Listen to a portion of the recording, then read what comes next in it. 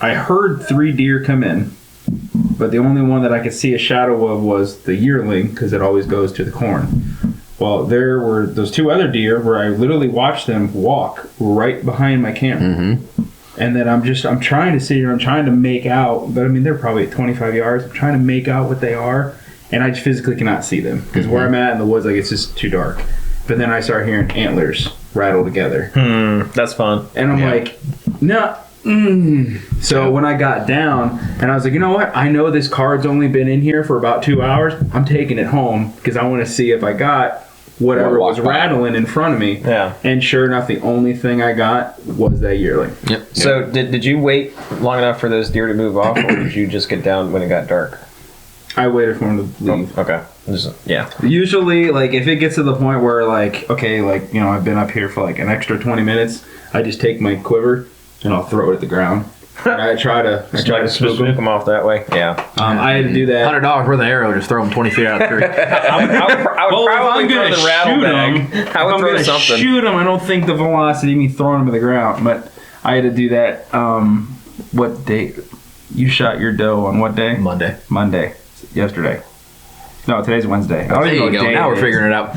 Anyway, the yearling came in right as I was getting ready to get down, and I threw the quiver, and it was just kind of like, yeah, there's corn. Oh, and I was like, okay, so then I had an extra arrow up there, and I threw that down, and it was just like, oh, whatever. And I'm like, all right, dude. Don't throw your bow. No. Okay. It's going to be like, I need more arrows. I killed a lot of deer. I just keep throwing them and stuff. I keep breaking them. Finally, like, I got frustrated, and I was like, I'm not sitting up here, because you do this to me every night. So I just started putting my headlamp on, clipped my bow, and I started lowering it down. And then the bow was even hitting the rails, like tink, tink, tink, and it just kept eating. And then once the bow got about eye level with them, that's when it was like, oh, thanks, I'm leaving. I had the same situation like you said, like the spot I hunted Monday. Like I had, usually it's a really good camera spot, and it was just terrible all year. Yeah. And I was like, well, I mean, you guys know what I got going on, so like my season's pretty much wrapped up for the moment. Yeah, it's gonna be a pause. Yeah, pretty much pause to like muzzleloader. I bet you can get out once or twice around Christmas. Hopefully. Yeah. We're gonna, like I said, I'm trying for that bonus gun. Okay. But I was like, well, I haven't hunted down there but a couple times, and I was like, want to really do like a couple more sets. So my plan was to hunt Monday because I was free, Thursday night to be in front of that front, and then Friday morning, and then so just no activity down there at all. And go down the trails, like leaves are falling pretty quick down there, so I really can't see like any good sign because they were falling all night. I'm like, oh well, we'll see. And then about half hour before dark, I hear stuff walking behind me, and I'm like, it's probably like you said, that's probably just a squirrel because there's pin oaks back there, and they shake the hell out of those. Yeah. And then I start hearing grunting, and he's just walking up and down. I'm like, the one night I decided, I'm just gonna sit quiet. I'm not gonna bring my grunt call. Be fine. I'm not gonna need it. That's when you always need it. Yep. And speaking of which, mine's in my stuff over here. Before we're done today, someone tell me to go get that thing. Okay. Go get that thing. Thanks. But I could hear him walking behind me. Never got to see what it was. And then I'm hearing more walking. And it's like, I think legal light was 6:55. It's like 6:52. And I could hear more movement in front of me, but it's just like that gray light where everything kind of looks the same shade. I'm like, there's something in front of me. I know there is. And it was just like a flick of the ear, and it was just like a whole deer appeared. And I was like, oh! And she had me pinned. Yeah. Just looking up at me. I'm like, all right, well, I'm really not in a position to move very much. And then just then, that buck had to have been 10 yards behind me. And she dropped looking at me, looked at that buck, and like reared her head back, and her ears went forward, and she was like, I gotta get out of here. Yeah. And got behind the brush pile. That's when I got up and moved, and I shot her. But then I shot her, she took off, made a ton of noise, crashed 50 yards. Like I said, I heard all of it. Just him just still walking around back. Just for the next, I'm on the phone calling my dad, like, I got one. I'm looking around, where's this thing at? But yeah, it was one of those spots. I'm like, I'm not really expecting much, and I turn, I'm like, crap, man, okay. Yeah. There's more deer down here than I thought. Yeah. That's why I've been not hunting, is because I don't have anything on camera. And my buddy at work was like, man, he's the one that was like, you got to think, this camera is looking at this, literally something like the size of this table. You know, that's it. He goes, that deer walks a foot behind your camera or 20 yards in front of it. Well, that buck that my buddy killed Saturday, he came from the direction of my camera, and where he would have come from, it's probably only 60 yards wide. That woods there, it really funnels down. Yeah. And I never got a picture of him. No. And Kyle shoots him, you know. But I've been so discouraged, like, man, I'm not getting anything down there. Well, I have 2 trail cameras out on a 100-acre property. You know what I mean? I'm looking at this 10-foot. You have 15 narrow yards covered. Of that, of that And Kyle property. seen a pile of deer, shot a big buck. The biggest. That's probably the biggest buck we have on camera down there. It is. It's the biggest buck we have. Had on camera. He's dead now. You ain't gonna see him again. He'll be on the wall in a couple months. Yeah, he's dead now. No, but I mean, he's like probably you said, like don't trust your. You can't put all of your trust in your cameras. Yeah. because and I think it took him killing that deer for me to be like, all right, get your head out of your butt. Yeah. And just go hunting. Yeah. It doesn't matter if you're getting pictures or not. Like back in the day, people were like, "Oh, hey, here's a deer trail, and it connects to another deer trail. That's where I'm gonna hunt." Yep. And they killed deer. They didn't need cameras. And now we're like, nope, gotta have a trail camera. Like we've become very dependent on technology this day and age. We See, have. like my thing is when like I moved that camera, like I know the deer are moving there because like I've been out there, like I've seen it. But the thing is every time that I see them move, I can't see what they are. Yeah. That's the reason I wanted the camera. I was like, okay, I want to see what's around me. I know they're here. I know where they're moving. I just don't know what. I could have had a freaking train of does. Yeah. Like I know I had a small 4-point. He's gone. I'm wondering. Yeah, Dad waxed him. Yeah, he's not showing up anymore, so I'm kind of putting 2 and 2 together. Yeah, looks like a duck, sounds like a duck. When you're 6 yards and you look up at him, Dad's like, I'm not letting you go. I don't want you remembering this in 4 years. Exactly.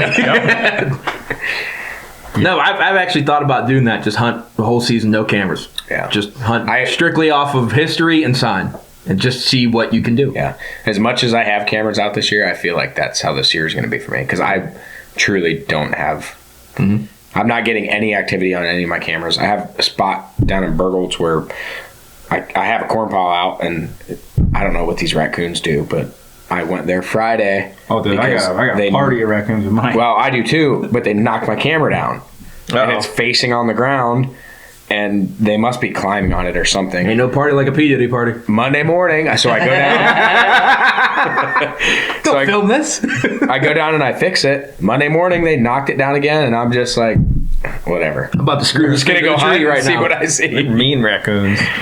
Yeah. Well, I'll show you guys these trail camera So pictures. it's going to take you 1 or 2 sits. You're going to I did see deer movement, Yeah. make your adjustment, Yeah. which, Nick, I mean, that's kind of the same spot you're in. I don't know how much room you have to work with, but all you got to do is get in close to or closer to where you think they're coming from in the mornings or evenings or whatever, and just try and pinpoint their movement.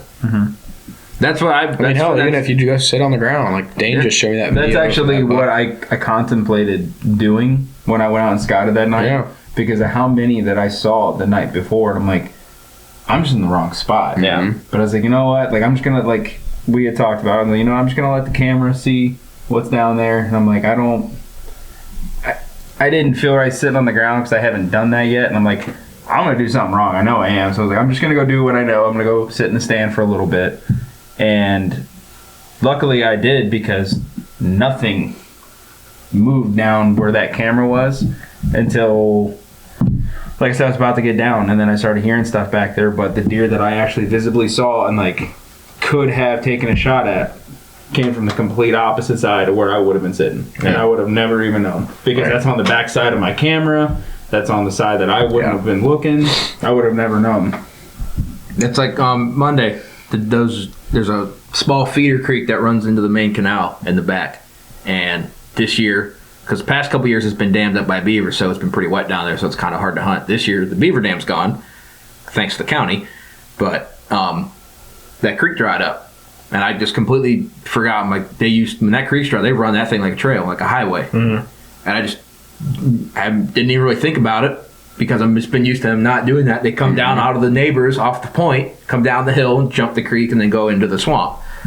So I'm like, most of my focus is up top, and those does came in from over here. I can just hear them coming. I love that picture. I think you're gonna have to send me that so we can put it on the podcast so people know what we're looking at. So I had another. I don't think she has any idea that camera's there. I had another one. I couldn't tell if it was like a spike or if it was a doe, because like it was like you could tell that the head was shaped different, but I couldn't really tell because his ears were up. And then the next shot is him with his backside facing the camera, and I'm like, that's Buck. Never mind. I mean, like 1 foot from the lens. I was like, yeah, that's Buck. But like, I don't bait that spot either. It's a funnel. I say that loosely because it's the narrowest part of the woods for the better part of the entire road. Yeah. It's still probably 100 yards wide. Yeah. But it's that last back chunk that's like open, it's where the trails are. This part appears to me just super growed over. You got to get on your hands and knees to get through half of it. And it's just always been good for movement, especially this time of the year, that late October, early November time. They love being down there because there's a lot of transitions down there. You have a creek, then you have a hard transition from hardwoods to the swamp. And then you have another transition where it's hardwoods to a gas line. Yeah, there's a lot of different areas where they like to walk in. Yeah, it's just always been a good spot. So a lot of features. The other day, was in the stand, and I actually stepped up on where my seat is just so I could get an extra like 1.5 feet of height and look around, because like the trees that still have leaves. Like where I usually stand, like they're still in the way. No! Why did you look at us? I don't know. Is that your first time pouring something? I'm nervous. Okay, this never happens. That was literally. No, my phone was sitting in my crotch either. That was literally 3/4 of the way forward. He looked at us, and I'm like, "That's gonna spill." You want to see something funny? No, we're good. That was like my 2-year-old when I tell him not to do something, and he just stares at you and does it anyways. He's like a cat. Like, don't knock that over. All I heard was just water. I thought he pissed. Is that a good ending? I'm so excited. I gotta pee so bad. That didn't I think perfect. Okay. I think that was a perfect ending. Someone say cut. Cut. Cut these underwear off. I'm gonna have ants. I hope it was still on for that. It was. Yeah, we got it.